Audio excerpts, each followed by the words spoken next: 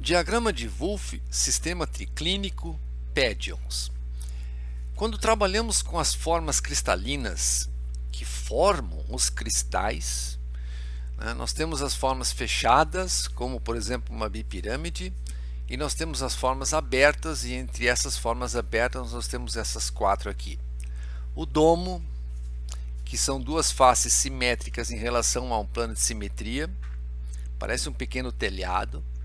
O esfenoide, que são duas faces simétricas em relação a um eixo binário de simetria vertical. Isso aqui é um telhado meio deformado, digamos. Temos os pinacoides, que são duas faces paralelas, podem ser simétricas em relação ao centro de simetria, a um plano de simetria ou um eixo binário, tanto faz. E nós temos o pédion. Pédion é uma face isolada, solitária, perdida, que não se repete em lugar nenhum, que simplesmente compõe o cristal e não tem repetição em lugar nenhum. E nós temos no sistema triclínico, nós temos a classe pedial, que é a classe formada apenas por pédions. Então a classe de simetria máxima do sistema triclínico é a classe pinacoidal. Ali ainda temos pinacoides, mas nesta classe aqui, que não tem nenhuma simetria, nem centro de simetria como na principal, nós vamos ter apenas pédions.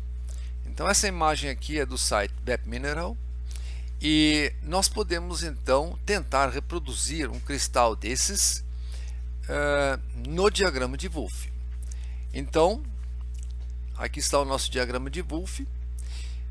Nesta classe pedial do sistema triclínico, nós não precisamos colocar nenhuma simetria, porque não tem simetria, e mesmo na classe principal do sistema triclínico, na classe pinacoidal, temos apenas centro de simetria, que no diagrama de Wolff também não se representa.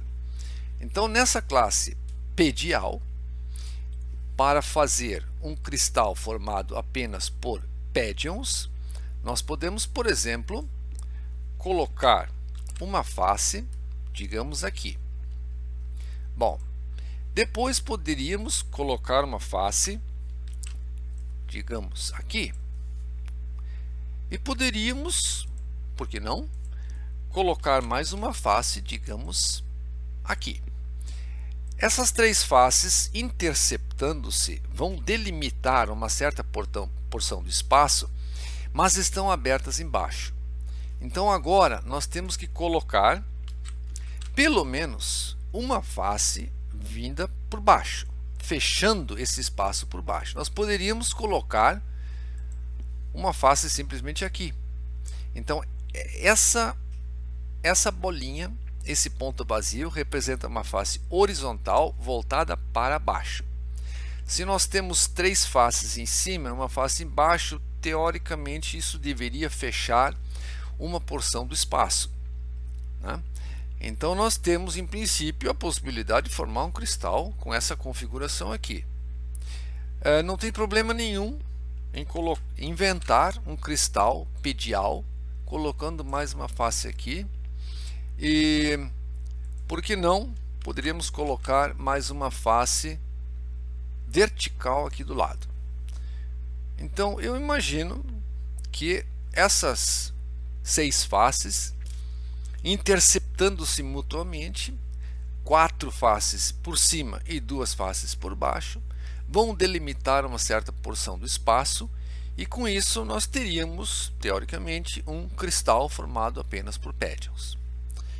Então essa é uma possibilidade, e quando nós trabalhamos então com essa classe, nós temos aqui a possibilidade de encontrar pelo menos 50 minerais, talvez mais, que cristalizam nessa classe.